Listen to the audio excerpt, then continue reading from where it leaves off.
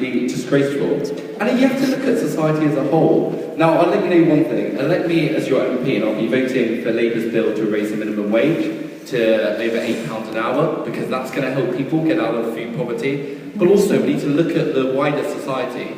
Why is it that my small business paid more tax than Google and Amazon and Starbucks put together last year? Where were they making their fair share of contributing to our society? Where people are having to go to food banks to get food. No, it's not acceptable, and we've got to get rid of. As your MP, I tell you what, if we can't get rid of food banks in the next 5 years, you can kick me out after, because we've got to get rid of them. Thank you very much. How do you go about changing that is one discussion we need to have, and the second is, I know you're not going to like this, everybody, but I'm going to be pretty frank tonight. A food bank is not a measure of national poverty, and the reason why that is so is because Trussell does not measure how many people enter or what they take. Citizens Advice Bureau directs people to food banks.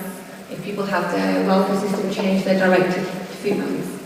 And there's a place for them to go to collect what they need. What we need to make sure is that when people are in between benefits, that is swiftly dealt with. And what we need to make sure is that people have been able to rely on neighbours and friends if they're falling through the cracks, we do check why that is happening and why they're going to food banks.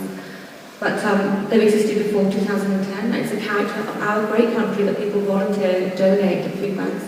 And that's what happens when people fall through the cracks. It's our job to make sure the welfare state is there to pick them up.